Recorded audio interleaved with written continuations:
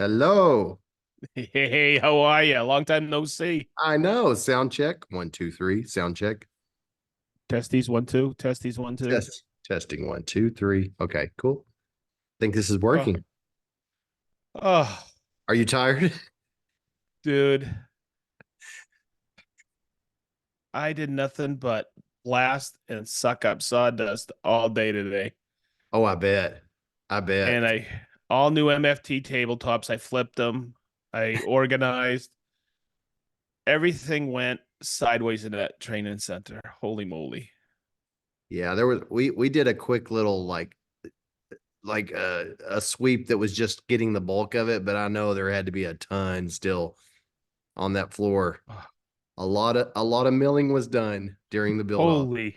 So I was sucking up some sawdust off the floor today, and I had moved that 48 from out back where the planer was. And I went, huh. I opened it up. It was so packed with sawdust and chips from the planer. I've never filled up a cyclone that much. I know which one that one was. It was Yeah, when you we are. were taking the 8-quarter walnut down to 1 inch. Holy We ran mackin'. that through. I watched that cyclone fill up as we passed those through there. I was like, it's going to fill up. And I was just hoping we could get that milling done without having to stop and it would was it in the hose? So, It wasn't? Okay, that's yeah. so it was about a 2.5 foot piece of walnut, 8-quarter, and we ran it down to 1 inch.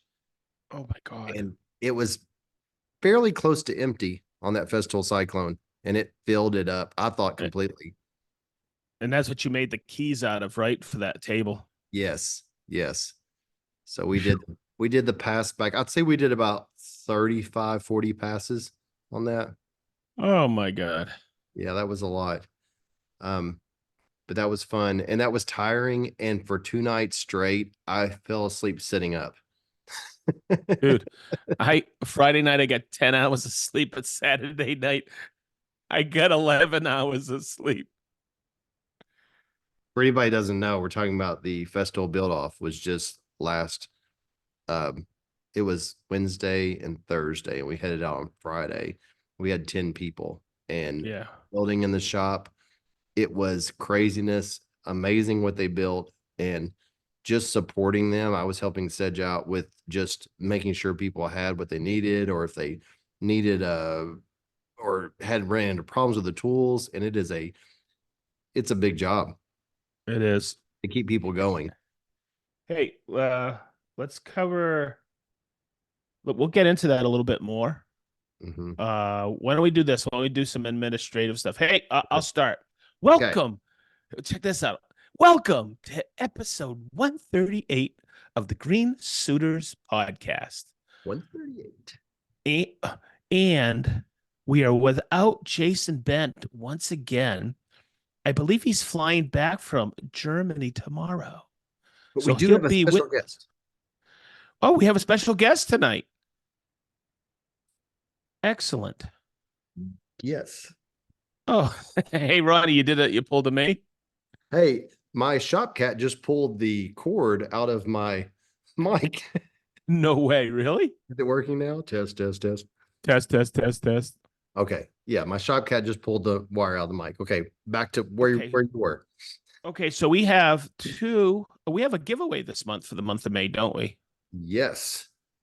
And is it okay? I'm going to guess this one. I think you announced it last week.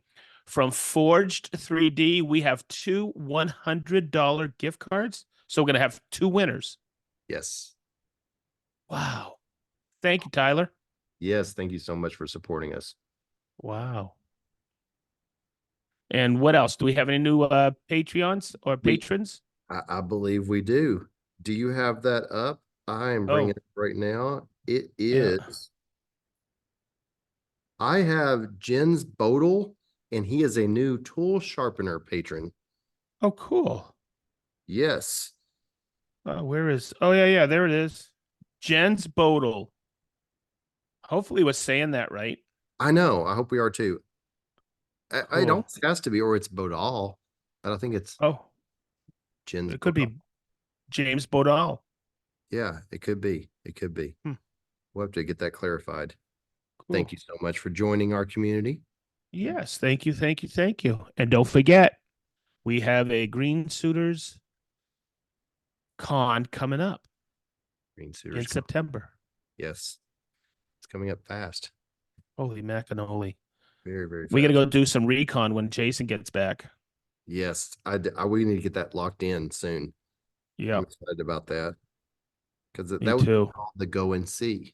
I've talked about that That's before. that's Genchi it. Genchi Genbutsu. Genchi Genbutsu is the word for that. It means go and see in Japanese. Wow. I didn't know you spoke Japanese. I speak very broken Japanese. Couldn't make it through a subway, but I know the terms because they drilled them into our head. No shit, huh? Yes. And I've Oh, said before, it's funny, those terms when you're an employee drove me crazy. Owning your own business, love them. yeah, huh? Yes. Yes, sir. Yeah, for It sure. transferred over pretty good.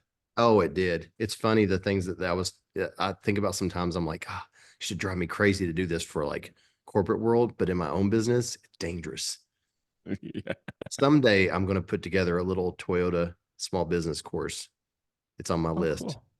Oh, because I still cool. have all that knowledge and you could apply it to a small business and it would be extremely effective.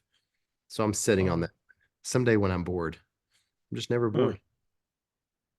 Yeah. huh. So you said you've been working on the shop, getting it back today. You got, Oh, yeah. Oh, sorry, I'm oh, it's zoning okay. out.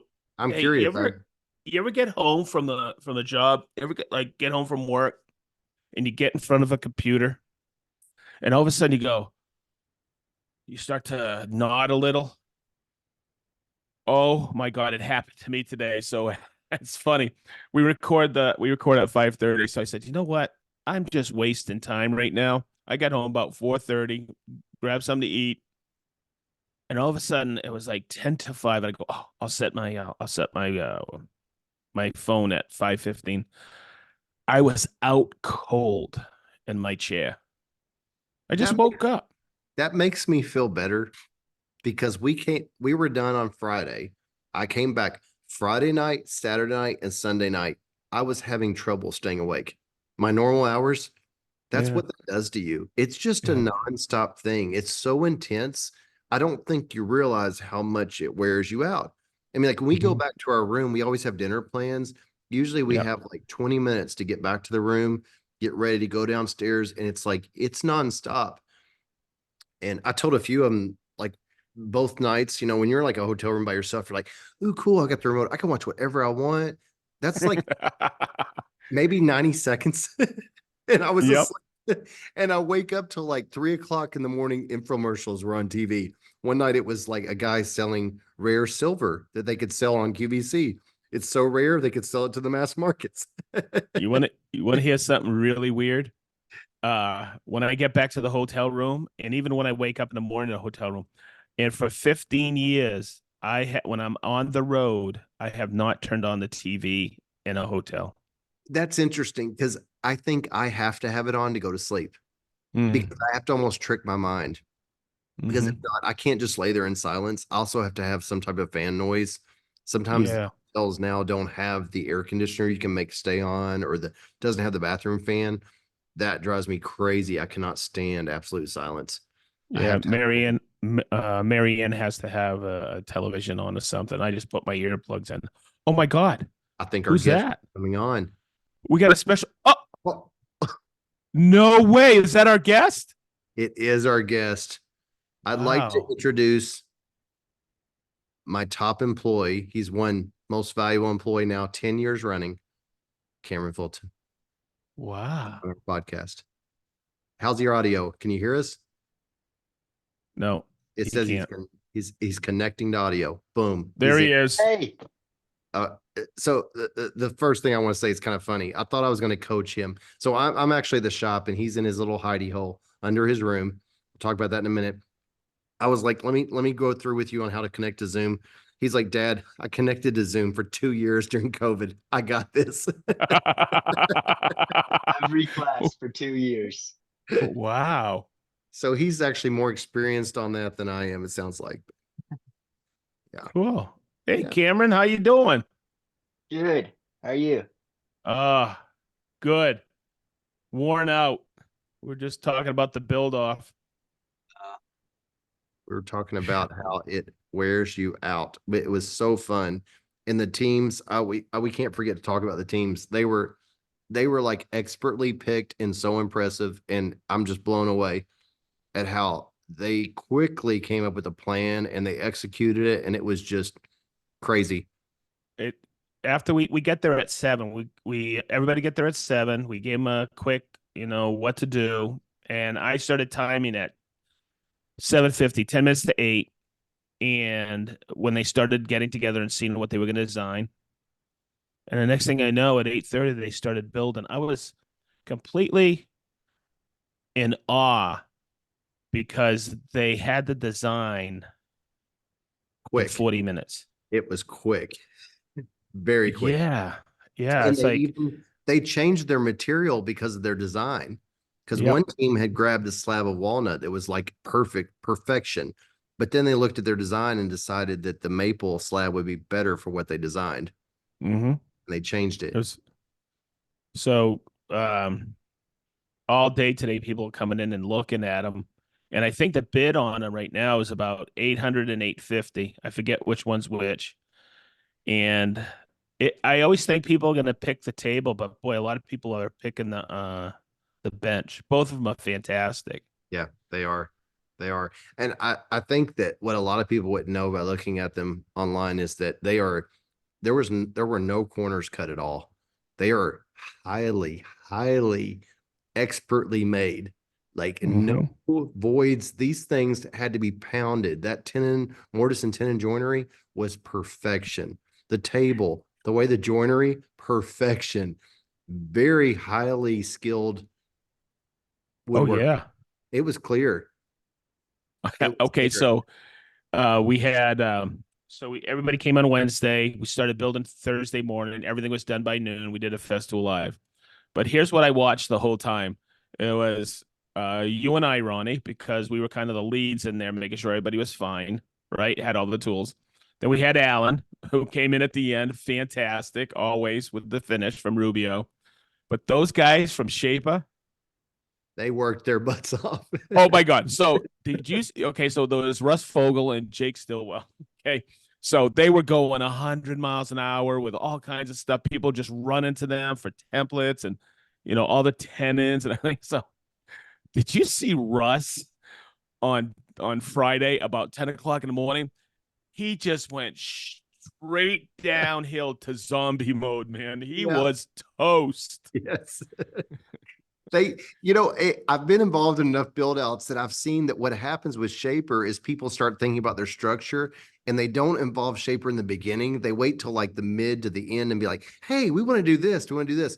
And they like scramble. So I told the team that I was more on the side, I was like, hey, just so you know, I told Michael I was like, people don't utilize Shaper in the beginning. Go ahead and get them involved on your building. He's like, that's good. Thanks. And then they liked it so much. I went and told the other team the same thing. I was like, use them from the beginning. Let them go ahead and start working on your design. And it was really cool because there's not a bandsaw in the festival band shop, the festival workshop. There's some tools that aren't there. And some of the tools are like, some of the teams were like, well, what are we going to do? Like, if we don't have a bandsaw, the Shaper was the answer on everything that was not in the shop. It was the Shaper. The Shaper created a jig instead. The Shaper, and every time I'm on one of those build offs, I get to see what a Shaper is capable of that I don't know any other way until we're on a build off. And it blows me away. Crazy. Because I have a full size CNC, and at 7 or 8 years ago, when I saw it introduced at that festival show, I remember thinking, I've got a CNC. I would never need that. Every time I go to one of those build offs, I see what that portable CNC can do that my standalone cannot. They both have a place. You need both. Shaper. What's that? I really want a Shaper. Yeah, Cameron's got the bug for it too. I think the last time I feel like a Shaper is in our future because they just keep expanding what it can do. Very impressive. I did 2 videos with Shaper Origin, and I was talking to the guys, and they say, yeah, everybody's watching them, so I'm going to be doing some more this summer. Oh, good. It's, I always look at it when I do a video for that. I always look at it from a guy my age and something new, and how can I utilize it? And I look at it from that perspective. Someone like Cameron, you can just look at it, touch it, and you know what to do. A little bit on Yeah. some So things. It was my first time using it at Texas build off when I was doing that box with Evan. That was my first time actually using one. I've seen them before, but I've never gotten to use it. And it's a lot easier than I thought it would be. yeah, Yeah. it's for an old guy, it takes a little to understand, but I try to show people I could design everything right on the screen. But now I'm going to start talking about, hey, in Shape or Lab, you can design it, just spool it over. So when you walk out of your office, it's on your Shaper and you can go right from there. But there's a lot of times people who didn't grow up with the computers, you have to step by step show them. And now that's what I want to do. I want to create a reference video library for that. But It's I mean, I'm looking behind you, Cameron, and you have what, one, two, three 3D printers? Free? Yeah. Yeah, see, everybody's getting into that. I don't even think I have the time to do it. Mm, yeah, it's a But learning. you're a natural with that stuff. no. I got, gosh, how old was I, Dad? My first 3D printer. 7. Yeah. 7? So I have 10 years of figuring it out already. Yeah. Oh, But wow. Yeah, he wanted that's, one, and he bought one that was not quite up to the level because he wanted to save us money. I didn't know this. And this comes back to what we were talking about tools. Don't buy it. If you know that the tool is not going to do the job, don't even waste your money. And it was very frustrating for him. He had a lot of Mhm. failures. And he was like, Dad, this one, it was cheaper. And that's why I went with it. Like 2 years later, I found that out. But now he has reliable ones. Yeah, now I have really good ones. But it was like, it's hard whenever you're getting started because you look at it and you see, I think the one I had was like $320, my first one. And you think, well, if I don't like this or I don't use it a lot, there's no point in like initially buying the expensive thing. But it was because it sucked that I didn't use it. Like now with these, like all three of them, they're really the same printer, but I can just have something. I press print and I leave the room, and I come back whatever 10 hours, 18 hours later, and it's done, and I don't like worry about it. My other one, I would be sitting by it for like the extent of the print until it failed. And it just, if you're gonna buy a printer, you need to get one that you know is gonna work, or you're never gonna use it ever. What are you running right now? What kind? Prusa MK3S Plus. They just came out with a newer one, but I just haven't upgraded. But the cool thing about these, they're like top of the line. Bamboo is the new company that like Yeah. everyone's jumping on. But the cool thing about Prusas, these two were born as like the model that was made like 8 years ago. But everything they do is open source. So they will release a new printer and they'll sell the kits to upgrade your previous printers. These two right here have been through like 3 generations of printer, Wow. and you can print the parts for the next generation. And then you order like the servos and the computers or whatever and put it on. But it's really cool. This company, they just, you can upgrade it forever. So these will never be outdated. I can always just print the next part to make it the better one when it comes out. So Oh, cool. that's cool. There's a Oh, YouTube video out there where you go to the Prusa factory and their factory is running like 200 of those full time, making the parts for their machines. So they make their parts on their machines and they're always oh, trying to improve their manufacturing process. And whenever they improve it, they push it out to their end users as a downloadable file that you can improve what wow. it's really cool. The guy got Huh. into it because he was just into 3D printing, not because he was trying to make like the best 3D, like a company. It's just he's into it. It's Yeah, really but neat. from an old dude standpoint, that's kind of creepy. That's a robot making its own parts. It's, AI is taking over. it is. It is. So, Yeah. so everybody's onto this bamboo, right? Did Jason get a bamboo? Yeah. Wait, did he? Yeah, I think. Yeah, I Yeah, think he did. Yeah, he did. because yeah, it just seems like everybody's going with that one, and then I hear what you're saying, the Prusa, and I don't even know if I want to start because that's just another tangent that I can go off on, where I could just say, Yeah. "Hey, Cam, I need one of these." Yep. It's bamboo. No one says anything bad about them. This is just the first one I had. And whenever you're gonna like build a little print farm or something, it's good to stay consistent with all of your printers. Just because say one breaks, you already have all the parts and they're interchangeable and they're the same. It just makes it easier, but both are good brands. And Cameron's hand built one of those, like by the part. So he Yeah, I knows. built this one from bolts and pieces up so I can fix all of them. And that's something especially if you're buying a printer that has an option to make it a kit instead of pre-built, get the kit because you save money. And if anything ever breaks, you can fix it and you're not terrified you're going to break something. So I built that. It says it's supposed to take like 2 weekends or whatever. I built it in a day. Christmas Day. And yeah, Christmas Day. It didn't see me Nope. much after Christmas morning, but I did it in a day. I actually tried to get him Wow. back off. I was like, you don't have to do it all in one day. I was like, just take your time. He's like, no, this is gonna be running by tonight. And he got it up and I running. had a print going that night. Yeah, he did. He did. So it No was kidding, huh? so because of that, he's had a couple of things that have came up and it was a no-brainer. He knew how to change it out because he actually built it, Hmm. which is nice. So that's a plus. Is the filament expensive? It can be. I for most of the things I do, like if it's something that's structural or like actually needs to like be strong for something, I use more expensive filament. So like they go by like kilogram spools, like this big, whatever, but you can get like trustworthy premium good filament for like $40 and it will last a long time. Like I'm trying to think of like a good example, but you can print for a while on 1 kilogram. But for most of my small stuff, like I'll show. I made this little headphone stand for Yeah. it. And whenever it's something that's like small that doesn't need like to be really strong or anything, I use like cheap Chinese filament. It's like $15 a roll.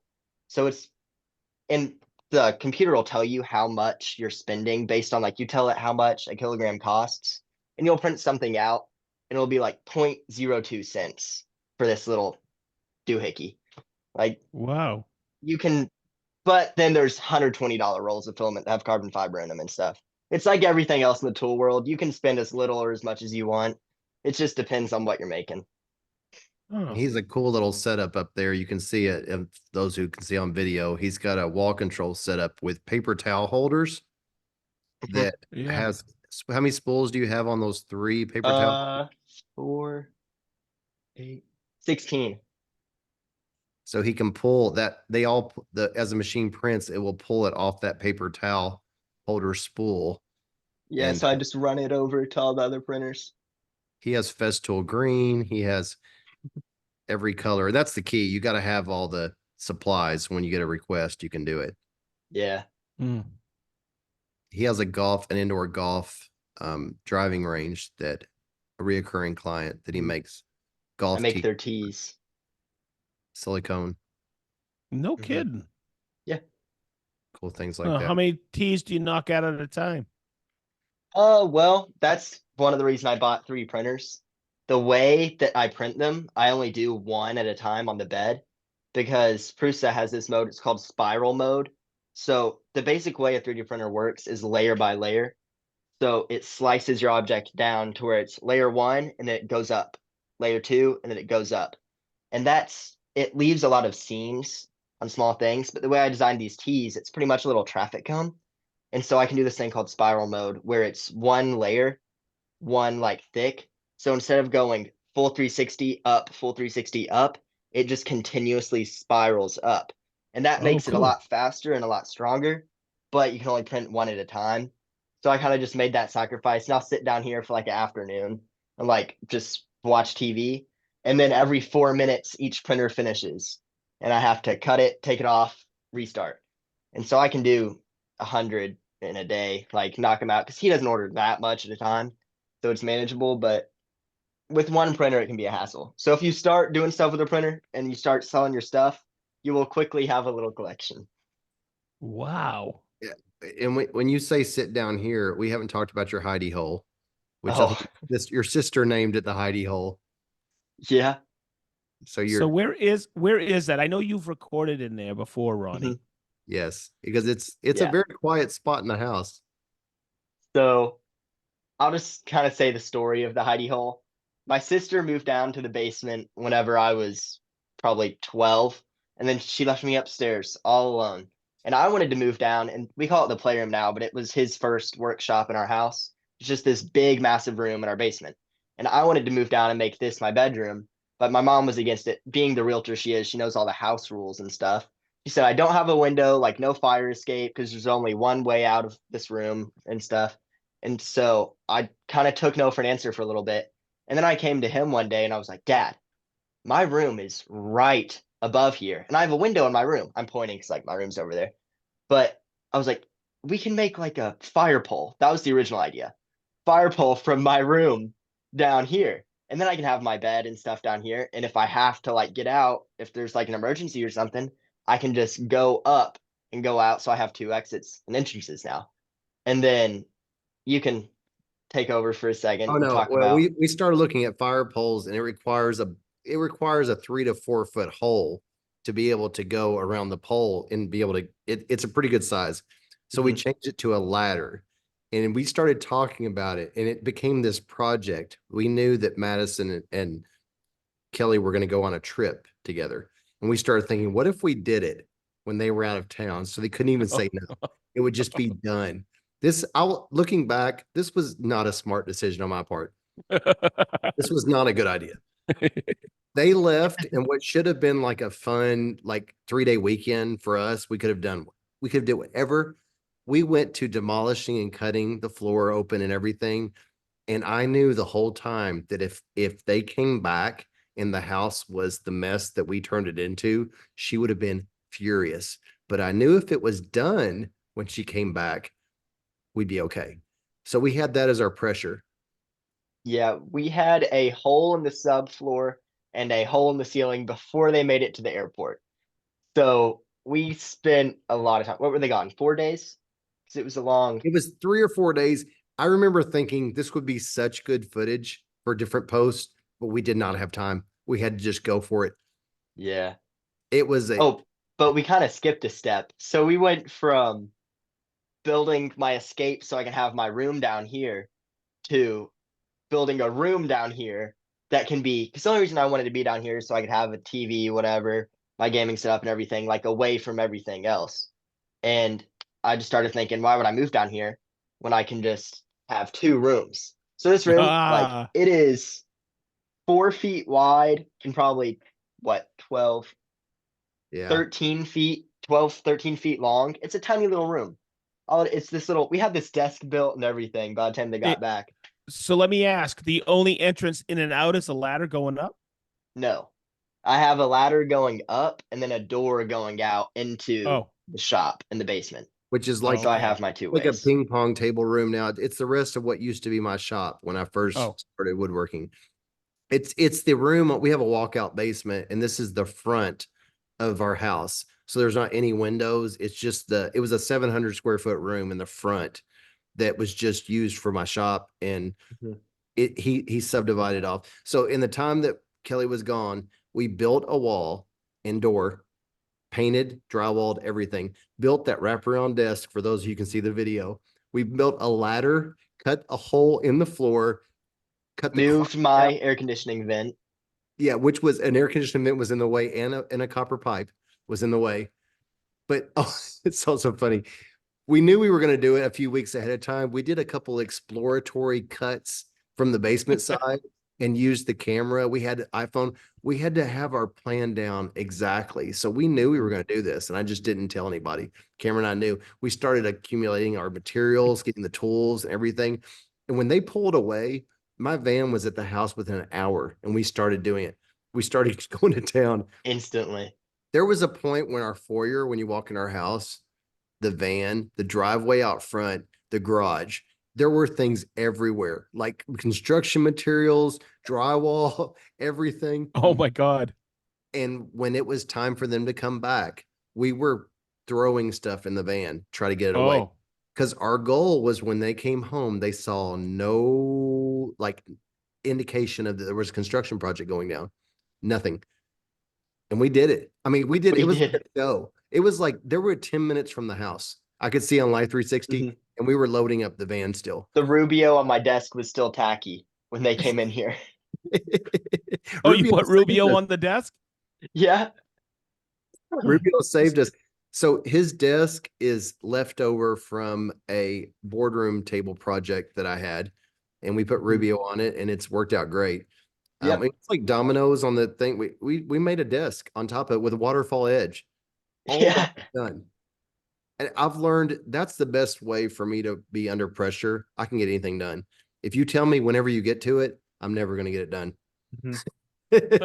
So And you can go. what did they say? What did they say? When did they find out? Right That's so away funny. or So I was originally wanting to just see how long they could go without realizing I added a room to our house, but I kind of was just too excited, whatever. So then we switched plans to I have a pet fish in my room, an aquarium, and my mom always like checks on it every morning. It's her thing, and she was gone for 4 days. So I was like, "Mom, come look at Sam." That's his name.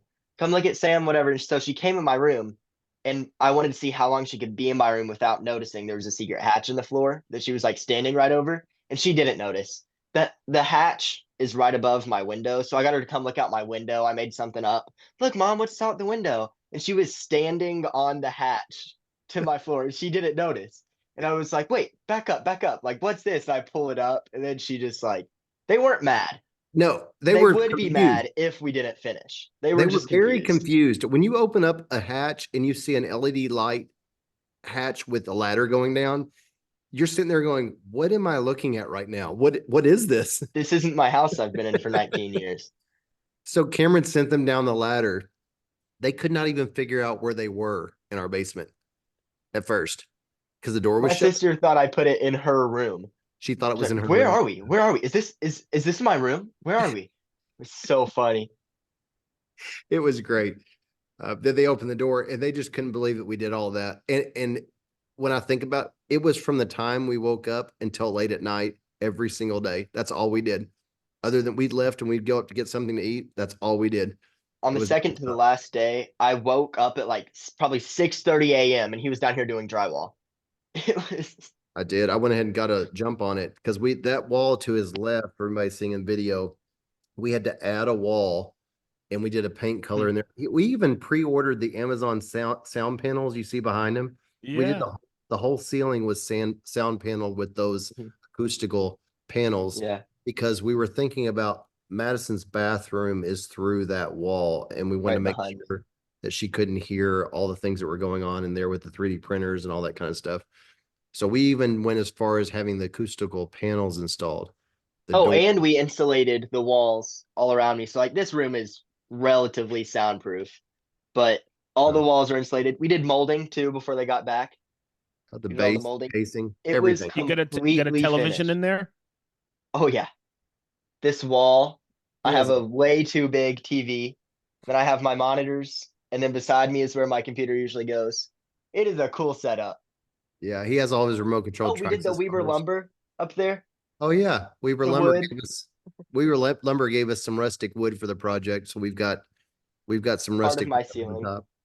Yeah, it was The cool. only thing that wasn't set up was wall control because we didn't have it yet. But Yeah, it was a complete room when they got back. we need to credit Wall Control also gave us all of the wall control panels for. Yeah, they He did. has a black wall control system that has all of his remote control cars, his filament we talked about earlier. Everything is all, and it fits in. Xbox and TV. Yeah, it's perfect. It worked out. Hmm. But we devoted about 3 or 4 days of our life to that. And I'm glad we got it done, but it was a ton of work. I questioned myself a few times during this. We could have had a relaxing weekend. We did not. But now it's the coolest feature of our house by far. It is funny when Cameron has a friend come over, they just are blown away by it. It's pretty cool. It's something That's I'd went neat. to when I was his age. So I lived through him. Yeah, I know. It's kind of like a secret hideaway inside a house. And Yeah. you kind of can tell too, Cameron's new obsession is to find street signs that have fallen down in one way or another. If it's on the ground, he's Fair getting game. Well, no. And my mom buys them at her Girl Scouts. hometown's court day. So that one and that one are, she's bought a lot of them. She has. Yeah, he's mentioned I it. see the one way, and off to your Yeah. right, what's the yellow one? Oh, Low cool. shoulder. Low shoulder, no parking. I guess a lot of people can't see this, but I'll give you a little thing, Sedge. That is so cool. Oh, wow. There's the door. All the Oh, way around. There's the oh my ladder. God. Yeah. See, just looking at that, your point of view and looking at you, man, and then looking man, that is a cool room. So that's why when I'm at the house, I've used that room before because I know I'm out of everybody's way and it's just quiet, just a quiet place to know it's soundproof and it's just great. It's a great little room. So he's in his Yep. hidey. A lot of times I go into his room and he's down in his hole. Have to yell down. It's time for dinner. He's down there. It's in his hole. That is bad to the bone, man. Thanks. I lived God, before I went to college, I guess a year or two, I moved down to the basement because I just wanted to be down there, and we had a walkout basement. You know, it's really cool. In other words, I could sneak out at night, get back in. It was awesome. And when I was only home 1 year from college, my freshman and sophomore year, and then I was out of the house after that. But it was cool because uh in a basement and walk and you had your own entrance. It's almost like you had your own apartment. And my Mhm. parents were wicked cool. Yeah, and I could be down there and listen to music and be kind of secluded. That's Madison's situation. My daughter right now, she has the window side walkout. She moved down there, like Cameron said, a while back, and Years ago. she Yeah. just came back from college, and it's kind of nice because she has her own space, her own Yep. bathroom, and everything. She doesn't have to be. We don't have to be like right up on top of everything she's doing, so it's kind of nice. But I bet you Yeah. can't even imagine her excitement whenever she got to move away from me upstairs when we used to be neighboring bedrooms. And then I built a room right by her bedroom. She was so excited. Yeah, she Yeah, went. I can imagine. Yeah, she complained about the 3D printers running all night a few times before she went off to college because those three running together. But tell them about our experiment we found out about the printers. It's so cool. The granite. Oh, so just on this like desk, the only way this desk is like standing is secured to the wall. But we had a cut off scrap of granite that I sat one of the printers on, and it probably cuts the volume in half from like the vibrations of the servo motors and stuff as it's moving around. That just and it has rubber feet under the granite. That stops all the vibrations because it kind of turns this desk into like a drum when all three of them are running. It's not loud, but her bed is right there. So when you're trying to sleep and there's three 3D printers on the other side of your wall against your bed, you hear it and she's picky. But that cut the volume in half. So I'm gonna do it to the other two. I just haven't gotten to do it yet. Uh, Oh, that cool. that made a huge difference. Being on something hard. So if someone listening has a 3D printer, gosh, I've heard even people putting them on 12-inch granite tiles, like floor tiles. Even that makes Yeah. a big difference. Just buying like 2 or 3 floor tiles from a Yeah, or store. like concrete pavers. People do that too. Yes. Yeah. Oh, no kidding. Yeah. Huh. Anything that's like dense and has some weight to it just helps it from vibrating your desk. Stops that transmission of the sound. Oh, wow. Huh, it dampens it. That's cool. Yep. Yes. I wonder how many printers Tyler has now at Forge 3D. Because man, he's whaling stuff. Yeah, I wonder that as well and what he's using. You talked to him, Cameron, at Workbench Con. Yeah, I think I'm not 100% sure, but I think he's a bamboo guy. I think he likes Yeah. bamboos. I think you all talked about that. Yeah. Yeah. Yeah, Yeah, Cameron talked to him for about an hour. Yeah, we talked for a while. Talked in 3D language, 3D printing language. yeah. Yeah. DIY Dave is cool, man. He does those all those 3D models and figurines. It's pretty cool. Where's little Yeah. Cameron? Oh, where is little Cameron? Here he is. I still haven't made a sedge on the ledge. I'll do that tonight. There's Look at little that. Cameron. So Cameron got 3D scanned, and so did I 2 years ago. And Yeah. 3D was it 3D Dave? Yeah. Yeah. He puts them out on Thingiverse so you can print yourself out. And Cameron printed it, both of us out, and it takes days for it to run to be a decent size. Yeah, But well, Cameron his was 17 hours. yeah, Wow. but he didn't make my infill very much, and like where it was kind of thin on the inside, and I broke my leg off when I took it on a trip with me. I opened up the suitcase and my leg was broken clean off at the knee. And I told Cameron, I'm like, my leg broke off. He's like, well, I made your infill kind of light because I wanted to make it happen. I'm like, well, now I got a broken leg. He needed it fast. I did. I need to glue that back together still. I still I'll missing make you a new one too. need I'll print a him. Sedge and a Ronnie tonight. So have you found Sedge out there? Because he got scanned last work. Yeah, I've looked. You're out there now. So someone can go on that thingamverse and print me out. Yeah. Yeah. So, Oh, that's gosh, kind of there's It is kind of weird. hundreds. It is weird. Well, the weird thing is you can see people that like you can post comments on these files. And so people will make like a cult of creators. They'll print out like I don't even know how many he has now. Say 100 people. And it's like 100 little minifigures of all their favorite creators. Because that's the reason he posts it. He wants people to do cool projects with like their favorite creators and stuff. And you can modify the files. So there's all kinds of stuff people are doing. Tell Sedge what you want to make him into. No, that's gonna be a That's- surprise. Oh no! Here we go. But it would That's gonna segue. be a surprise. It would segue into what you Okay. want to talk about. You need I to. was gonna make a sedge duck.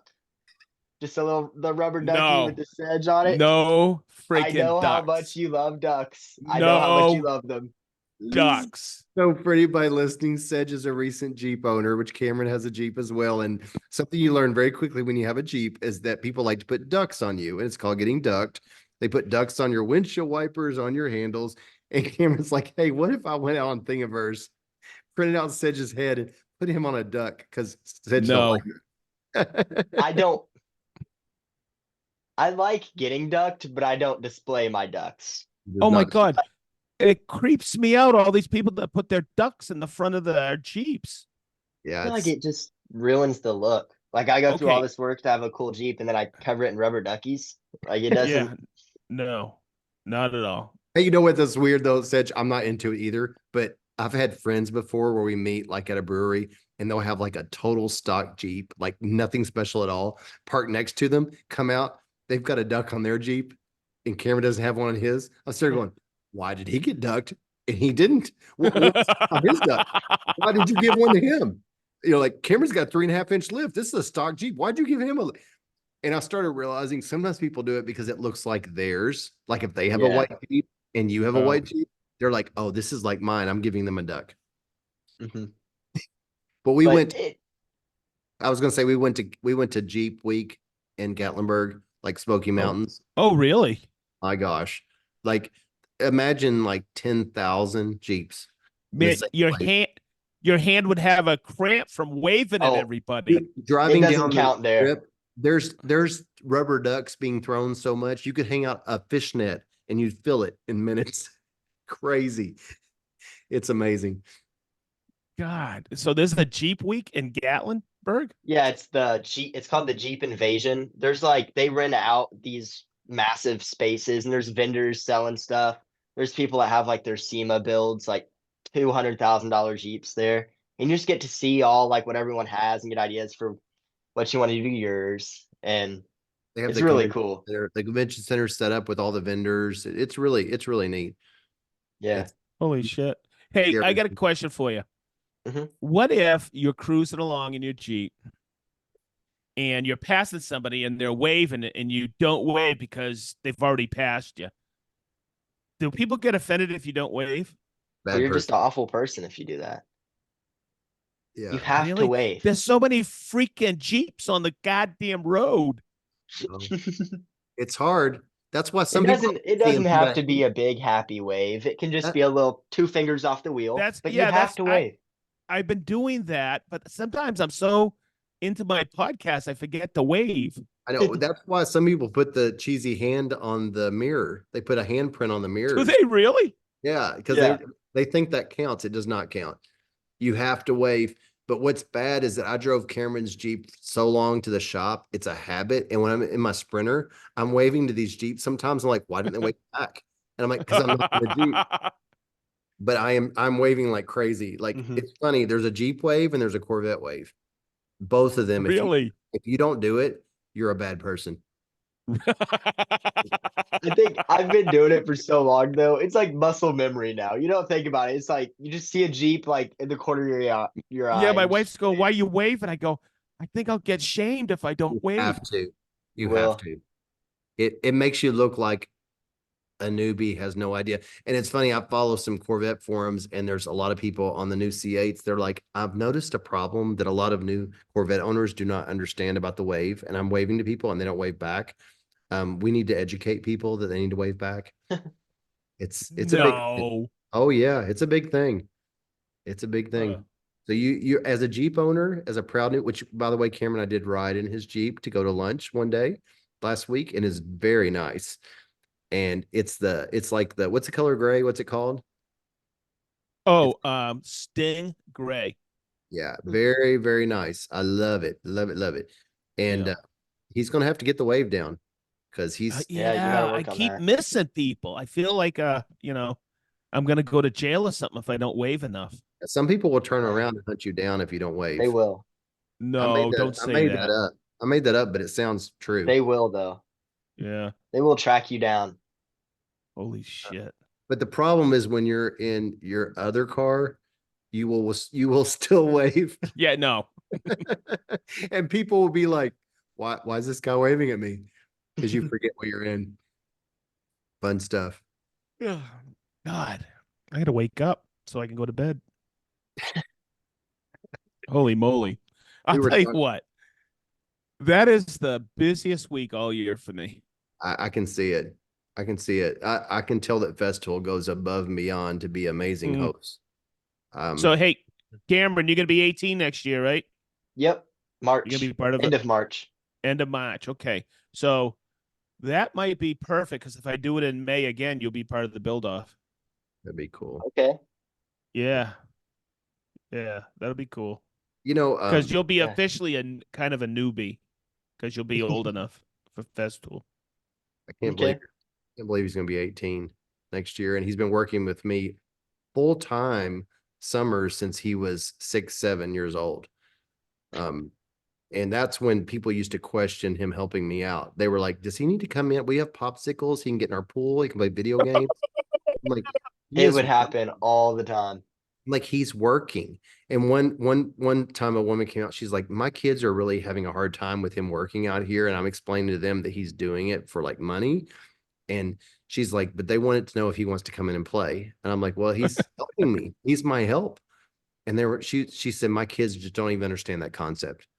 And I was like, that was interesting. And I think that's a lot of kids Oh, nowadays. but you know what? That's how I was raised. It's a good, it's a good. Yeah, I started working for my dad, going door to door because he was trying to repeal the bottle bill in Maine for recycling way back when, the 5 cent deposit. And he would pay my brother and Mark and I, and they'd drop us off, and we'd go door to door and put flyers on doors. And his business partner saw us doing that. We would do it with a group of people. And then I was 10, and then they said, "Hey, do you want to work part-time inside the warehouse, loading trucks, and sorting bottles?" And my brother and I went, "Hell yeah." It was so my dad and mom brought me into the mix early on. I mean, it was totally illegal. We were underage, but we were working, and it was really cool. It teaches a good work ethic, I think. I mean, I'm a workaholic. I think about work and I drink now. And but I'm bummed. Try the veal. But no, seriously, it's amazing sometimes when because Marianne works and she is one of the hardest working people I've ever met in my life. I think that's one of the reasons that we're together. I mean, she was working 2 or 3 jobs. She was working 2 jobs when I met her, supporting the kids. And I was so damn impressed. And she's always worked, worked, worked because I've always worked, work, work. Guess what our kids do? Work, work, work, work, work. hard work pays off. And HWPO, baby, hard work pays off, and it does. There's no easy street. You have to pay your dues, and that's what the kids learned from us. And it's I don't know if I talked about this on the podcast. I talked about this with somebody. I think it was at the build off.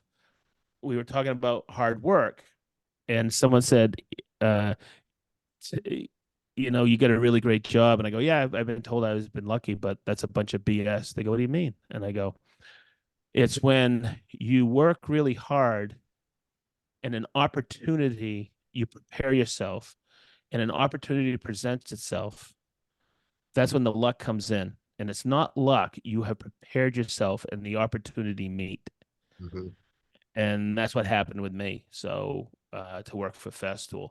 But I mean, sometimes it's just, I don't think parents want to bring children into the fold, and you should. And that's why, I mean, Jason always says, I can't wait for Leo to start and Max to start, working with me more, Mm-hmm.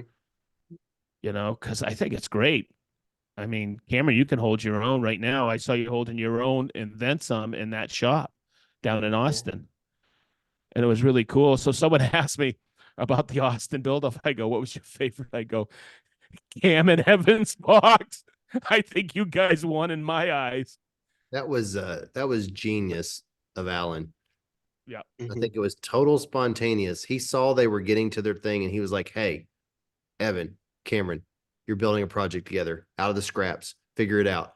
And it was so much fun. Best idea ever. They both were so excited and they just went to town on it. It was awesome. So cool. Yeah, I thought that was so cool. And I really have trouble not thinking that it didn't inspire the makers thing that Cameron's involved in right now, which is building a box. You want to talk about that a little bit, Cameron? Yeah, it's the Makers Challenge Central. They reached out to me, Evan, and Annie's Woodworks, all three of us young makers, and we're hosting this competition. It's to build a box about something that has value to you. It could be sentimental value or whatever value has to you. So I'm going to be making a knife box. It's going to hold my favorite knife, and then I have a knife both of my grandpas gave me, and it's going to hold that and kind of like mount it on my wall. But anyone can enter, and it's just a friendly competition for building boxes. But the Texas that build off was awesome. I was so excited because all of my pointless projects I've ever made have been with his scraps. And so the whole time we were making these the tables and stuff, I was looking at all these scraps we had, all the walnut and stuff, and I was just eyeing it up, thinking about what I could make. And then he came to us right when we were getting to the point where me and Evan were kind of sitting around. It's like only so many people can sand and finish. We got to make that. That was a lot of fun. I was so happy we got to do that. And you guys work really well together. We did. We did. Yeah, that was So neat. last week I found out about the Central Makers Challenge. Is that's what it's called? Mhm. And I went on the website. I went, hey, that's pretty cool. So what you should announce exactly what the website is. The exact website, I'd have to look. I haven't. I think it's makerscentral.com. Let me make sure while you're talking. Yeah. Because I looked it up. Hey, Ronnie, and I'm going to kill you too. It's makerschallengecentral.com. And Ronnie, I'm going to kill you too. What I remember what I wrote down last week. Makers Central, right? Because you were Mhm. talking about it, and then you said mud mixer. Oh yeah. You suck. Yeah. I've already watched 5. I've already watched 5 videos. I thought it was so funny the next morning after our podcast. I had a text like 6 o'clock in the morning, and he was like, I want a mud mixer. I do. I'm trying to think of where I could pour a concrete pad. I am so excited to get that thing out of the box. I received it like a few days before last week, and Cameron tells me that that's how you know I'm old, because I got a toy that's in a box, and now we're coming up on 2 weeks. I haven't taken it out of the box yet. He's like, that's how you know when you're old, Dad, when you don't take toys out of the box. Yep. Yeah. But we really haven't had time to look at it yet. I've been in school and he's been working or whatever he does. Yeah. Yeah. I like that. Whatever he does. He does. One day Hey. we'll take it out of the box and it'll be awesome. No, it's not one day. So the first project we have is my mom. We took up her stone walkway right before winter hit. And then she had some people that help her in her yard dig it out, like down about 6 inches. So every time it rains right now, she has a curved stream that runs from her back patio to her driveway. And she sends me a picture of it every time and says, I need my walkway. I can't get from there. So we're gonna be doing that very soon. That'll be our first project. We won't share Yep. with my mom. I've never did my own concrete project. We won't share that with her. I know what I'm doing. I've got a mud mixer.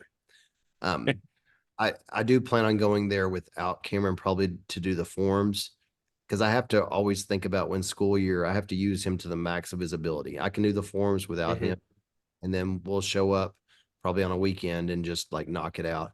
But Hey, just thinking, when you get out of school Next Friday. next is it It's Friday? next coming up. Friday? Yeah. Yeah. Wow, I knew Not it was this Friday, next Friday. knew it was the 25th, but I didn't realize it was wow. And for the record, today I watched movies in every single one of my classes, so I'm already done. Grades were final last Friday. So now Oh teachers wow. have 2 weeks of just like babysitting us until we're allowed to leave. So I'm pretty much done. I watched movies in all 5 classes, he says. So the cool part is that we're 2 weeks away from it never being the same for me because I get Cameron full time in the summer. And then Yep. what happens next school year, Cameron? I co-op, so I'm gonna have half days of high school, and then I go work for Fulton Fine Woodworks the rest of the day. So I'm gonna be getting out at 12:05 and go to work every single day. No kidding. Just in time to And clean everything up. Yeah, I'll let him be my he can head. get everything cleaned up for me. Yep. He's going to pretty much sweep, run the CT collectors. I don't want any dust in here because I do the real building. And when he comes in, it's going to be clean up. Yeah, I don't know what I'm Clean doing up. anywhere. Organization. Yeah, organization. I eh, that's not what I use him for, by the way. That's not his strong point. He likes to build. He does not like to organize. Yeah. He does like to organize his own area, his own wall control, his own workbench, but he doesn't like to go venture out. He thinks that should all be me. Yeah. He can sharpen all your chisels. I can. If I keep my corner nice, I don't see why you can't keep your shop nice. Yeah, a little backstory for anyone who doesn't know that Cameron this winter went to Sedge's shop and took the advanced Tormek class. And I could, if there's a downtime, if we're building something and I even for a second hesitate where Cameron thinks that there's a delay, he will look for something to go sharpen. And then it's like, what are you doing? I'm sharpening this. And you can't just pull him back away. He gets distracted by the Tormek almost every time we're out here. My pocket knife is so sharp. I have to make sure that my hand is so far away when I open it. Because if you even touch the blade, it just right through. It is so sharp. I showed it to Sedge last week on the It's build. cool. You sharpened a bench Yeah. mate, huh? It's that one wasn't my best, but It was pretty good, man. It was accept it. wicked sharp. that was I practiced on his knife before I did mine. That was like the day I got it, and I made it too sharp of Yep. an angle, so it Yep. has too big of a bevel, but it's sharp and it's good enough for him. Yeah. It's good for me. Um, so a funny thing, I don't think I even told Cameron this yet. I don't think. You know, What? we left the build off on Friday. I left just in time to get back to Nate Bergazzi is his last name. He's a hilarious comedian. And we had bought tickets to go see him like 6 months ago. And he sold out Rupp Arena, like 20,000 people sold out. Oh, you know who went? I think Yes, he did. Tyler. He did. He did. We were eating lunch. He's like, I've got to leave and I've got to go to, I'm like, where are you going? And I was like, I'm going to that too. And so I didn't see him there, of course, because there was 20,000 people there, but I have never carried a knife in my life. Cameron bought a new carbon fiber knife at Hartfield Tool. Is that where you bought it? Yeah. In his most prized bench made, he didn't want it just to sit. So he's like, Dad, you need to carry this. And I was like, I'm already carrying so much in my pockets. He was on me for like every day for like weeks. And finally, I get used to it. Just like my Pika pencil, I have it on my jeans. I left from the build off, barely just enough time to get to our house to go. We're going through the security line and I have my knife in my jeans, and they were like, I pulled it out, and he's like, "You're gonna have to throw that away." I was like, "I'm not throwing that away." But we had just went through a line 50 people wide all the way out to the road. Crazy. Like, so I got out of the line and I went to the parking lot and found a tree that looked like it didn't belong. And at the base of that tree, I planted that knife. Did you really? No. Yes. Did you really? Yeah. Oh, yeah. So Kelly made it through the line before she knew I was stopped by security. And she turned around and I was just not there anymore. And she was like, where'd he go? I had to get back in the line and go through it. But my point of the story was that I have never carried a knife before, but Cameron actually got me in the habit of carrying a knife, and it is so handy. When I get packages in, I'm like, flip it out. The only thing I would say is that don't go to a concert slash activity or the airport with it in your standard spot. That would be the Yeah, but and you forget it, because it's just Absolutely. natural to have it on you. I I, I always had a utility knife on me, and but I'd never carried an expensive utility knife, just a cheapie. I used to leave them at all the airport securities, and I finally decided, nope, not carrying a utility knife anymore. it's great. This one has such meaning because it was one of the most significant. This knife almost to the point of I need to stop carrying it because it was the first time that Cameron worked a huge project with me. It was what he wanted as payment. So I bought him this bench made knife as his payment for a job. And then he actually kept up with it for how many years? Gosh, 5, Which I'm 4 or shocked 5. he kept up with it. Then he gets a carbon fiber one. He's too good for this knife. Yeah. But and he tells me to start carrying it. Am I going to lose it when I go to a comedian show and be like, yeah, I'll just throw this away? No, So you went back out and you found the knife. I did. I paid attention to which tree it was in the parking lot. I went to the base of the tree. There was like a root, and I stuck it underneath the root. It was almost dark when it was getting ready to start. So I knew that like landscaping crews weren't going to come through or anything. It So when I it walked, makes that story a little bit more funny because the only time I've ever went to a baseball game ever, my friend from Florida flew down and he's a big baseball guy. So we went to a Reds game together and I went with him right after I was working with my dad. And so I had that exact Benchmade in my pocket and we got up to the line and they told me I couldn't have it in there.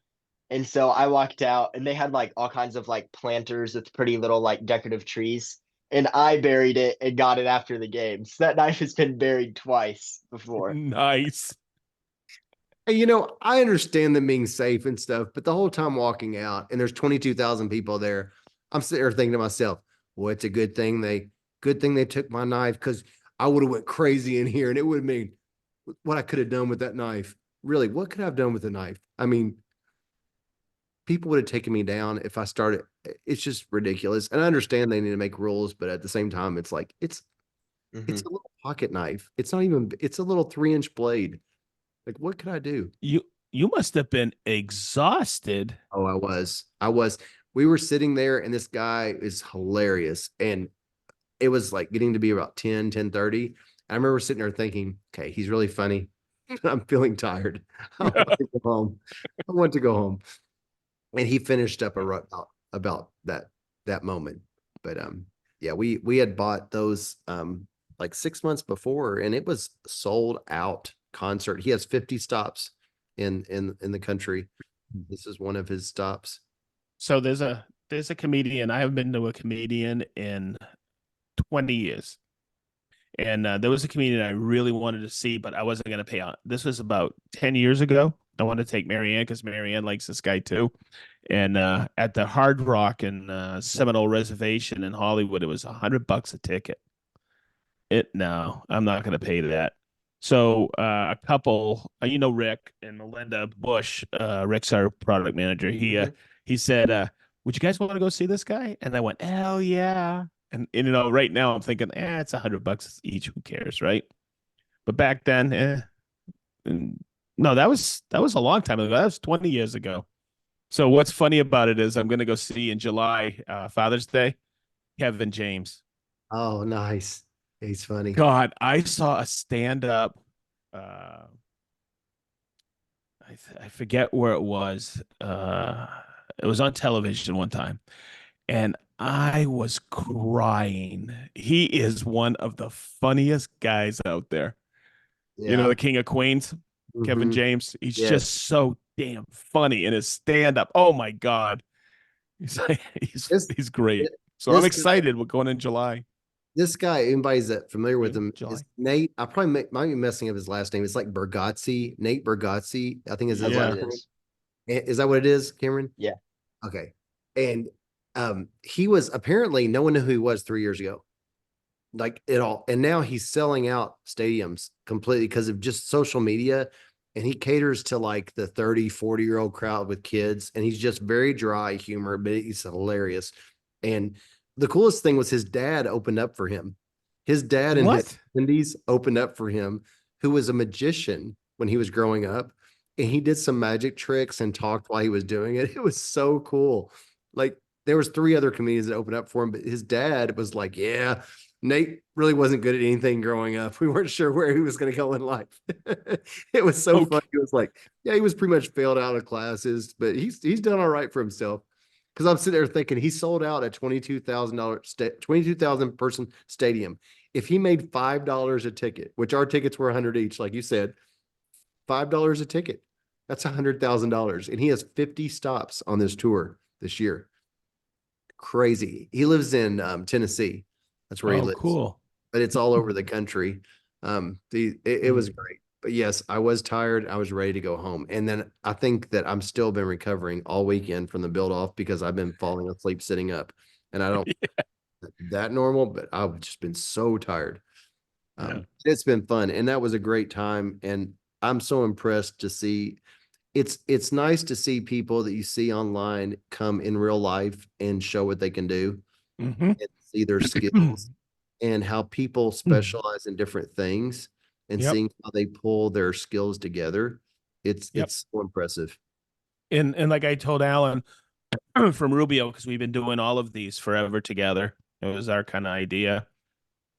I wanted it. I said, Alan, we're going back to basics. And he said, okay. And I put the teams together of all people who have never been involved with any build offs. And you saw the chat. So I guess it's top secret. And I went, yep. No, there was no pre-planning whatsoever. That's why I was blown away that they had designs within 40 minutes. Yep. Okay. But you take six people, and I said this, and on Wednesday night, I was talking to a few people at the table saying, listen, this is the beauty of this. We're going to put six of you together in the morning. You don't know who you are yet or what the team is. You can't even discuss it tonight. And the part I like the most is watching six really good makers or craftspeople come together and work together. And I go, there's going to be a hiccup where you're going to try to find out everybody's personality and who's doing what. But Ronnie, like I told you, we're going to see who the team leads are.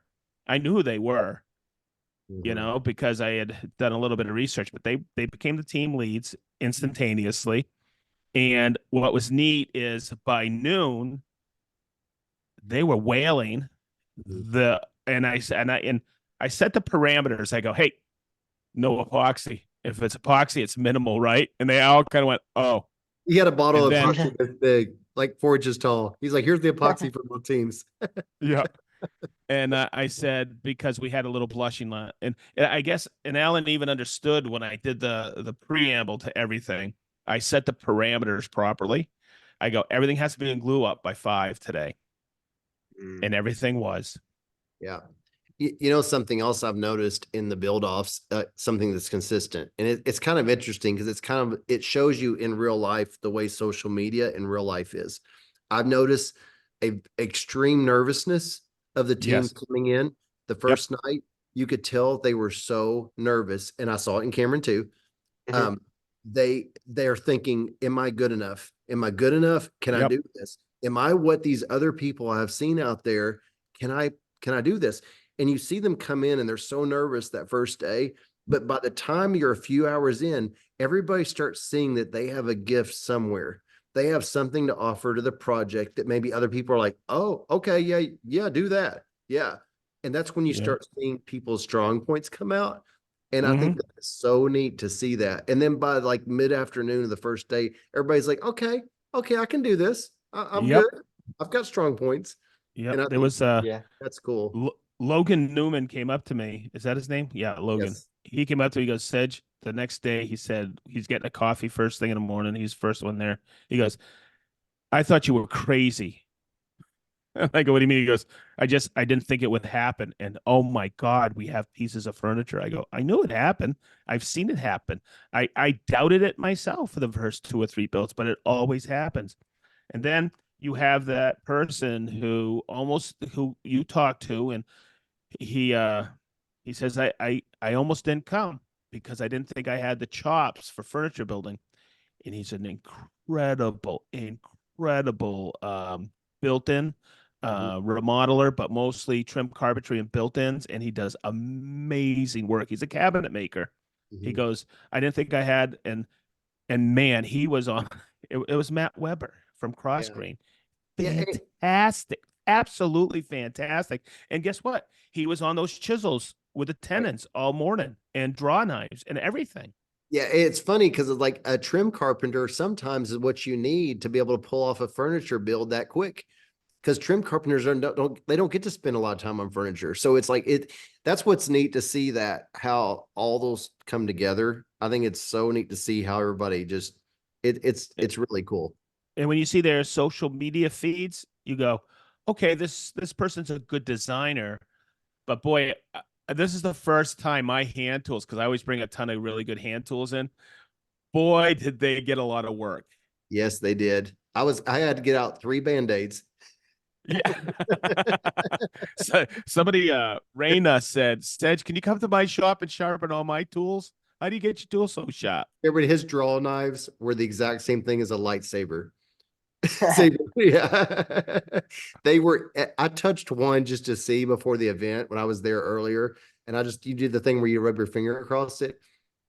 I felt like my finger was going to go through the blade just by touching it. It was so freaking and I sharp. got and I didn't bring all of them. I think I have 2 or 3 more draw knives.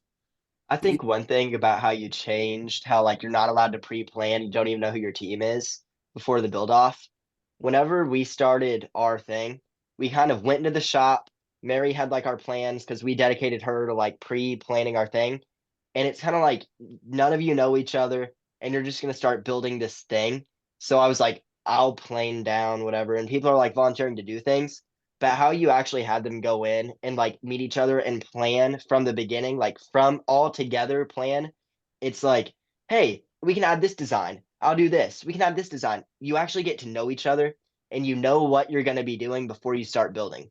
And I think that helps a lot. Like that's kind of what how me and Evan were thrown into our own side project. That's exactly what you did for everybody. And I think that makes it a lot better.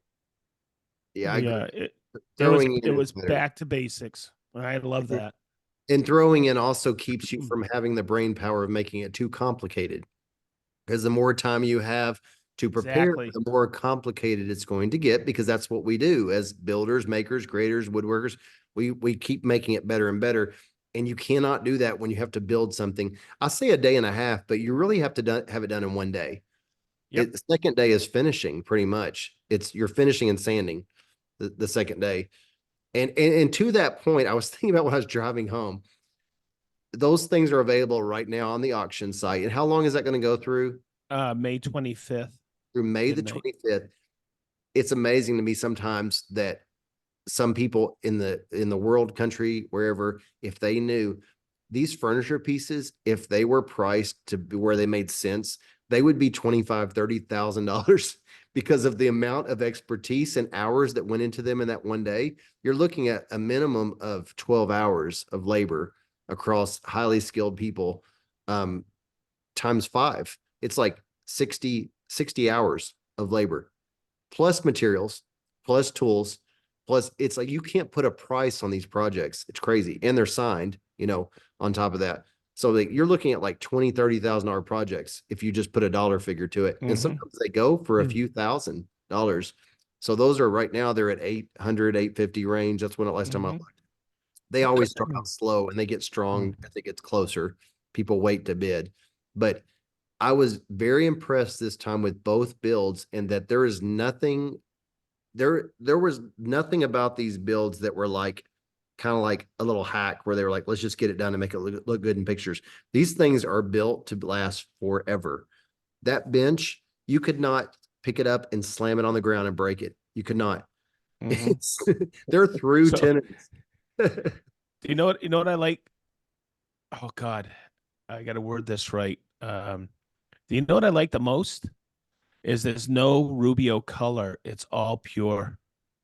You And know, it's when they hit that table and that spalting on that maple popped with the walnut keys, it's yes. for me that natural edge and the spalting of the maple. It is. I at I thought the lead was that bench, but Mhm. boy, that table came in Yeah, hard at the end yeah, when it they did. hit, and It that was, walnut was so clear and dark, and they you know, matched the keys from the same board. It's freaking awesome. it was, Alan, the Rubio Monocoat person, Alan had all the colors there. And I heard him say about halfway through the first day, he looked at both the projects. He's like, I brought all these colors and both these are going to be 100% pure. He goes, I know it. Yep. I can tell it already. And he's right. I mean, it didn't need color. You're using like amazing wood that is, and that, and the other thing I noticed was this is kind of a sign of the times. We had a perfect walnut slab there. Perfect. Like perfection if you drew it in a cartoon, walnut slab. It was Yep. grabbed as soon as the project started picking their materials. And guess what? It was put back. And that tells me that walnut might be waning a little bit in popularity because they went with a maple slab because I think they thought they could do more with it. But I do feel like that the walnut craze might be waning just a little bit. You hear about white oak Hmm. now, and I think it might be just a little bit dropping in Yeah. popularity. I And thought about that during the build off. the thing that Brian and Savannah, who donated the lumber from Indie Urban Hardwood, what great people. And Brian looked at me, he goes, they didn't use the cherry slabs. And I went, no. And It's he showed me pictures of the one he did out of the same slab of the same tree, and it's got a really nice figure to it. what I think the reason why they didn't use the cherry is that top had this round edge is what they used on the bench.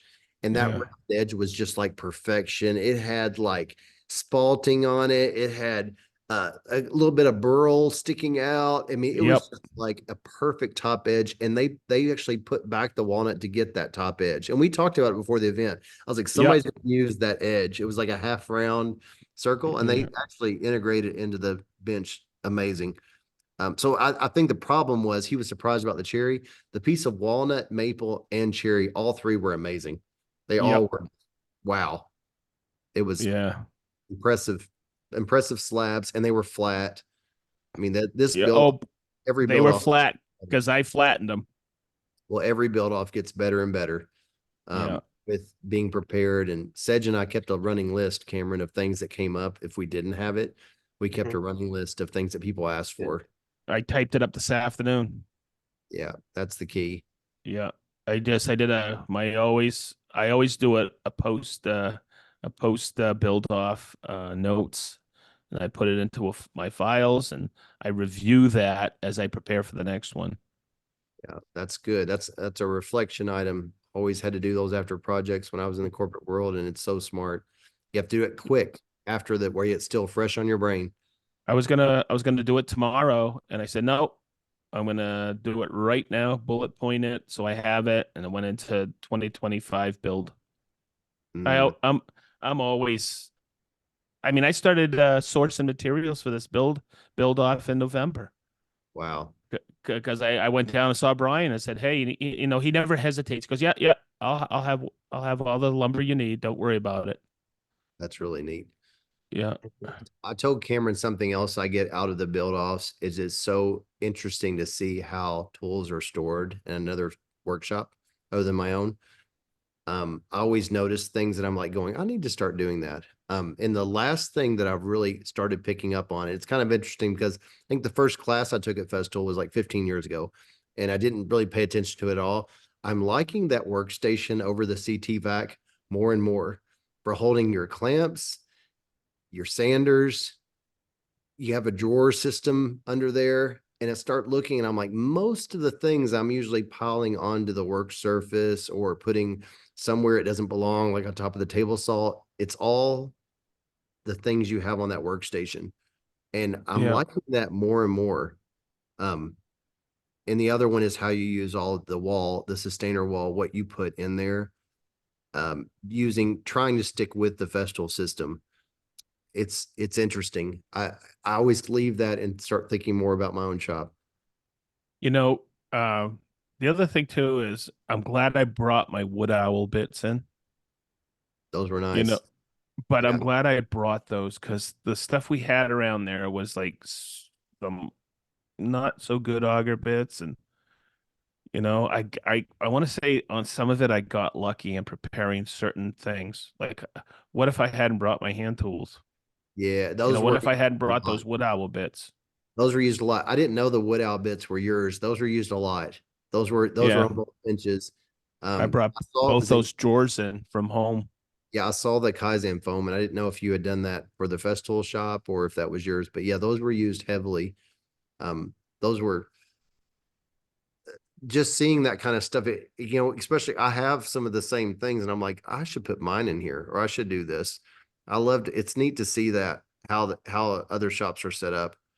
So what's really funny is there's sometimes I go in the house when Jason's over here to, Marianne needs something or whatever, and I come back out and Jason's in my wall at home opening up drawers. We all do it. We Yeah. all see how another shop is organized. You Yes. know, I gotta do that. Yeah. It Yeah. I like the way I have a lot of those small drawer sustainers that they've moved around with me from like mobile use to shop use to the point of where I'm like, do I even need to use these? I really like how those small drawers are like put over, for example, the jigsaw. So you have all the blades right over the Yep. saw that's in. And there was one time that someone needed a 4.5 inch blade, and I didn't exactly remember where that was, but I went to the Carvex and there was those little drawers above it. The very first drawer that I opened up was a 4.5 inch blade, and I just pulled it out like I knew what I was doing. Had no idea. Total guess. There were like 16 drawers, and inside I was like, going, wow. And there was another time where someone needed a splinter guard. I went back to that same location, and I thought, well, if the blades were over the saw, I bet those splinter guards are in there too. Top right hand corner, there it was. And that's a very logical way of using those. You use those in conjunction with the tool that's under them. So that's something also. I already told Cameron about that. I want to kind of Mhm. implement some of that. so what's important on that is I want to woodwork. I don't want to search for stuff in the shop. And if Mm, I have a quick way of someone says, what's in all those drawers and everything in that shop, I go, you're damn right. Here at Festool and at home, here at home. I know where everything is because I label everything or I try to. And sometimes I don't label something and I end up searching for a half hour, 45 minutes, and I get Mhm. pissed at myself. oh, it happens to us Yeah. sometimes. We're really good at organizing our woodworking tools and stuff, but when it comes to like doing something on the Jeep, we will spend like looking back at the project, half the time is looking for stuff, like looking for the right size socket, looking for the wrench, finding the jack stand, finding the stuff. Yeah. That's what takes all of our time. Yeah. I bought the socket set was still available at Hartfield Tool. And that we've been stealing that out of the van to work even on the Jeep lately because we just know Mhm. everything's in there. That little socket set's awesome. So we use that. But it's very frustrating to not be able to find a tool. And it's regular that I'll have something stuck in a sustainer somewhere and I just don't remember where I put it. Oh, And that yeah. is a time consuming thing to go through sustainers looking for something that you have. Cameron Uh-huh. Yeah. our little battery charger, our Festool phone charger, that He little still set. blames this on me. It's not my fault. It's been about a year now. We've not found it for a year. One day he's gonna find it and he's gonna remember putting it there It's put and he's up gonna in a container. apologize. No, I'm not saying it's me, you, or whatever, but we do have that in a sustainer somewhere. I have not seen it for over a year, but it is put Mhm. up. I have a heat gun. I borrowed one from D in repair in case somebody did do epoxy. And they needed the heat gun for something. And I grabbed it. I have a heat gun that I transfer from home to work when I need it. It's somewhere. Yeah. I couldn't find it. And you ready?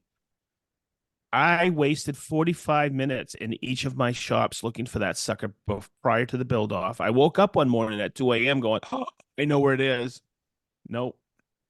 But I I, will find that heat gun and I'm going to be pissed at myself. I know where it is now. It's next to the planer in the wood room on the second shelf up from the floor. Yep. I know where it And is I, now. yep. And I brought it back to D today You know in that the saved shop. us. I don't know if you know, but that saved us when they made a template and one of the routers nicked the template. Yep. That's what it was. Yeah. And I suggested they use Timbermate because it sets so quickly, but it wasn't setting quickly. So we went and got the heat gun and it made it instantly set up. So that heat gun saved us on that part. Yeah. That There was that there was some mistakes made, but there was some good recoveries on stuff. I saw that in the build Mhm. off too. I think that's one of the most interesting things is seeing the mistakes and how people know how to fix them because things like that happen. Oh, Sedge is doing the drop. He's doing the drop. I need to get a studio monitor, Cameron. My birthday's coming up in June. I know your mother consults with you now. I'll be giving you a list. I'll be giving you a list of all the things that I want. Okay. All right. We'll list them in order. What I always do is put one that's just like crazy on the top. And what I really want is the second thing. And that way Yeah. it's over that. And she'll just jump to the other one that's still equally crazy high, but it's not the top thing. So we'll put like Borla attack exhaust is like $4,000 for a Corvette. We'll put that at Okay. the top. And then we'll put something I really want just right underneath it. hmm So we need to work on that. It's coming up. Yeah. You better get going. Yeah. Yeah. So When's your that's birthday? me, Yeah. June June what? 14th. June 14th. June the 14th. Yep. It's coming up fast. I will be I will be a new decade. Really? You can be 50. 50. Wow. So we've got you at 60. 61 next Monday. Okay. Oh, you're close. We're very close. Yep. Jason's like 29. No, he'll be like what 31? No, he's like 41 will be his next one, right? Yeah. Yeah. So we got 41, we got 40, 50, 60 covered. Yeah. And We got all the decades. Cameron's getting ready to hit the 20 pretty soon. Pretty soon. Wow. Well, less than 3 years. We're missing the 30. We've got 20 covered. We got 20, 40, 50, and 60. That's not bad. Multi-generational podcast There we of go. woodworkers. There we go. That's Speaking what's of cool about it. Jason, I've been seeing some of his stories. It sounds like he is getting ready to head back and he'll Yep. be with us next week. I think he's had some good family time and a lot of a nice, what long 3-week break? 3 weeks. Yeah. Yeah, that'll be good. He'll be, Yeah, he texted me. I messaged him and he texted me. I'm so ready to get home. oh, I bet. I bet. Yeah. He likes to, Yeah. he's been out of his element now for 3 weeks. I'm sure he's ready to get. Mhm. Oh yeah. But that's what you need sometimes. It's like if you take a week's vacation, I realize this. And that's what I do still. I still take a week's vacation. But when you could take 2 weeks, and I've done that basically for Ireland. Somebody told me when they went to Alaska once, he had just sold his business and he says, I took 2.5 weeks. And he goes, I've never done that. And I listened to him and he said, that first week, you know how he goes, then you can really chill out that second week. Well, that's what happened in Ireland with me. And now this year's a no-go. It's all going to be like 1 weekers. I think we got 1 or 2 planned, maybe, Mhm. because I got so much other stuff going on. But I told Marianne when we go to Alaska, we're taking 2 full weeks. I totally agree.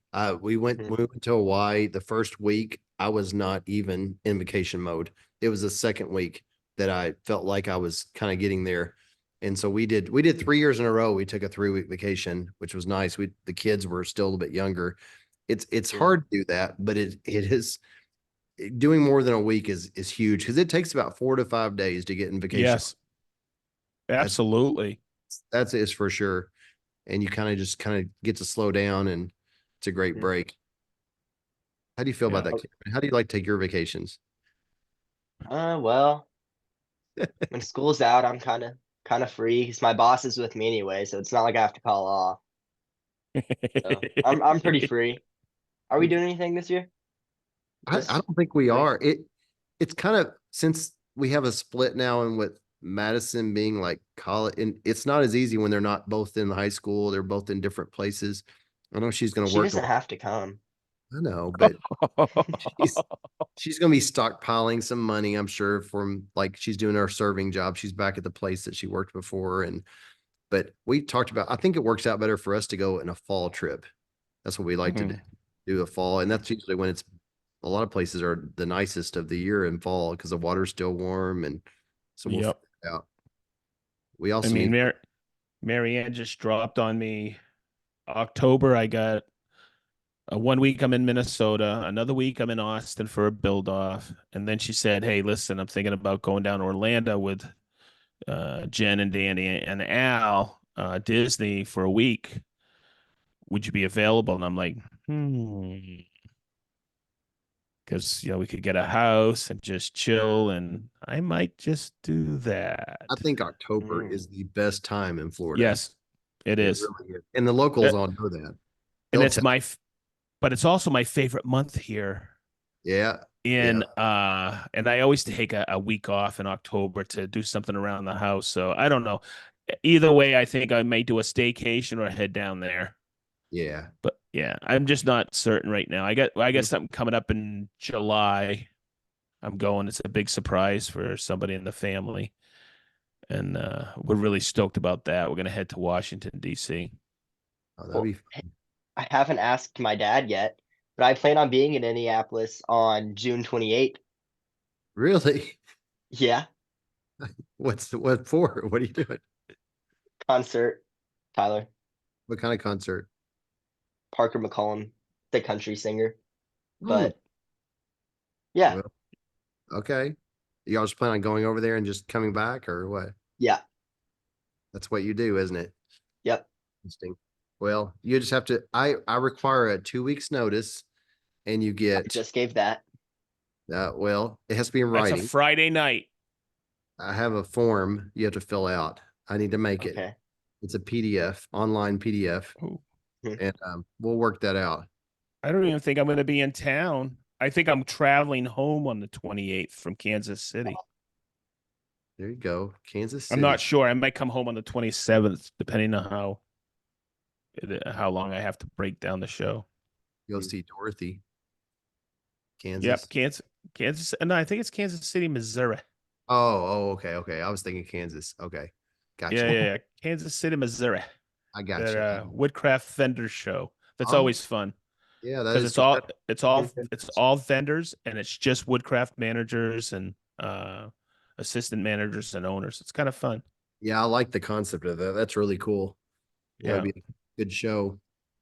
That's where they usually have it in Columbus, Ohio, and that's actually how the whole build off started. I think I told you the story. I met Alan on the elevator. I go, Oh, "Hey, that was at that show. Okay. yeah," and when it was at Columbus, and that was freaking 10 years ago, I think. Wow. We Yeah. met down at the bar that night, Rick, Alan, Johannes, and somebody else, and we all had a beer and started talking. Alan at the Builders Show in Orlando. That's where I met That's where him. you met him? Yep. I met him there. I didn't know he was so involved in Rubio. I thought he was working the booth. I started killing him with questions because I was getting ready to start a project and I was just trying to make the jump and I wanted to trust it enough. So I was asking him a lot of questions and he was firing them back. So it was good. Did a Mhm. little demo for me and I posted it. Worked out. What were you gonna say, Cameron? Well, wasn't that project this? Like not this, but the Toyota boardroom is the first time you were gonna use Rubio. No, it was not the boardroom. I bought Rubio, but I That's aborted what I'm it. saying. You didn't do it, but it's the first Uh, time you planned on doing it. The one I talked to him about was the tuxedo project. Oh, okay. The one we did for that whole shop, the tuxedo shop, which was a ton of cabinets, like 8 foot tall hanging cabinets. And that's when he also told me about that Jim Sander, um, Yeah. the Oh finisher, yeah. which was amazing. And I'm actually used it on the project I'm working on now. I stuck 4 or 5 inch Rotex sanding things on the pad, the 11-inch pad. Worked great. Sanded it. It was Yeah. the first time I used it as a sander, but as an applicator, it's amazing. It's like I told a few people about it during the build off and they looked it up. It's Oh, quiet. it's that big, huge Black. buffer. Yes. It's like a You buffer. know, It's also a sander. It has dust extraction and brushes yeah, around it. yeah. Gem Industries, right? Yes. And Yeah, do you but know where they're based? Do you know where they're based out of? Sunrise, Florida. really, Yep. the motor on it reminds me of my Electrolux tile cutter because it's like a completely quiet motor. It's one of those that just high RPMs with no sound, and it just floats It's like a along. low hum. Yeah, it floats along, and it did a great job on the top. I did that right before I left the build off. I'm Rubio ready. I haven't. That's the last thing I have to do. Rubio ready. The customer on this project said the worst thing you can tell someone who's building something, just whenever you get to it, no rush. Don't tell me that. Because this thing has been under construction since what, Cameron, like Workbench Con? I got the materials March. Yeah, we had the wood right before Workbench Con. Yeah, and I've glued up, and it's like, don't tell me there's no rush because I really kind of need to rush or I'm not going to get anything done. But mainly the thing that rushes me now is it's in my way. It's sitting overhanging on my Yeah. bench and 10 feet tall and 5 feet wide. I'm doing this sideways thing around the shop. So that's Mhm. my biggest, Speaking of in the way, no progress has been made on the boat. we've talked about that. That's the elephant in the room. And I tried to talk about everybody at the build off about that. And we're going to start moving forward. You remember I got into a product analysis paralysis thing with Yep. the outside with top paint and bottom side paint and barnacles. I don't have barnacles, epoxy, all these different brands. And I went down this YouTube rabbit hole and it really slowed me down. But I finally just got Mhm. over it. I picked up those materials when we were in Savannah and we just need to apply it. So let's push this back to you, Mr. I go to prom every weekend and I have Yeah. What are no you doing yard. tomorrow? It's Tuesday. You know what I do on Tuesdays? It's Tool Tuesday. I just made that It's up. If you're available after school, if you'd like to apply the next step, which is a solid color primer, we have to make sure we have the cameras ready because we're getting footage of all of it. Someday, my great grandmother is going to put together all the video footage. I We would do like it's a get, boat this amazing. summer, so let's do that. what's It's that? What'd you it's say? amazing. It's amazing how life gets in the way. And weeks can go by. Yes. Mhm. Yeah, and I tell you, I feel like not feel like I know. For me, I have to have a target. Like we were killing it because we knew at Super Bowl the house next to us was they were gonna help us flip it. And then Cameron's like, he's like, I've got 4 friends that they're huge, they're big guys. We can flip it anytime, Dad. We don't have to have them. And I was sitting there thinking, he's right. That stopped Mhm. our movement. Almost no progress has been made since then. Yeah, we've slowed down. But you have to have deadlines even when there are no deadlines or it Hmm. just gets pushed to the side. So that's something we need to kind of like. So our new deadline is we would like to have it in the water before it gets cold. That's our new deadline. So we'll see. You can do it. We can do it. We can do it. We You can. can do it. We We can can. do it. But with Oh, that, I know. it's 7:08. You know what it's time for? It is. I I gotta go lay down with Cameron.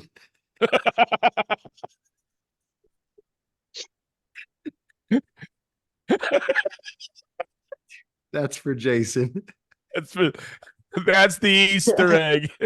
I know Jason's gonna love that one. Yeah. Go lay down with Cameron because that's the only way he'll go to bed. Oh my Yeah. God. Um, so One day I'm Cameron, gonna grow out of that. yeah, you're three. You're, I'm 3 minutes from the house, so you go ahead and get your teeth brushed, okay? Yes. Okay. And go Yes. turn off your lights in your hidey hole. Yes. Okay. Go ahead and pick out your book. I'm going to read to you. Okay. Yes. Really? Yeah. What book are we going to read? Really? Um, I'll let you pick. Okay. Okay. We'll find some. All right. Well, I'm glad you were able to join us. And next week we too. will have Jason back with us, coming back from Germany. And Oh, I'm I'm sure he'll have sorry. all kinds of amazing stories. I heard you say you're sorry. Yes. He's gonna love you for that one too. He Yes. hears all these. He'll edit this. Yeah. Don't cut it out. Go cut it. No, he'll cut that part out. No, we will have Jason next week, and it'll be good to have all three of us back. I'm glad Cameron was able to join us for this episode. Cameron, thank you, brother. It's Awesome. Thank you. awesome. And if you're Awesome. listening to this, reminder to go out and check out the build on the auction site. It's on, you can go, the easiest way I do it is go to the Festool page and I go to their links, like on Yep. Instagram. And the very first thing is Festool build off auction. That's the way I get there. And you Yeah. can see what they're going for. I- If not just to check out the pictures of the builds, because it's awesome. And the way I get to it, even for me, it's quick. I go to the Festival USA YouTube channel. I go to the live tab. I hit episode 177, hit the description, and you can pick one of the two links that takes you right to that auction site. And Oh, go and check then- them out. Yeah, to that point, if you haven't seen that live, all the teams are on there and the build up. It's like a 20-minute video. It'd be worth watching. I was there, so I didn't watch it, but it's worth watching. You get to see all the products in really good detail and see Yeah. all the teams. Really cool. Cool. Well, I guess with that, thanks everybody for joining in. Yep. See you the next one. Yeah. It'll be episode 139? Yep. Wow. Okay. All right, Well, everybody. bye-bye Have a good thing. night. Leave us a review. Thank you. You do the bye-bye. Bye-bye. Bye-bye. Bye Bye-bye. bye. Bye-bye. Bye bye. And Bye. bye bye.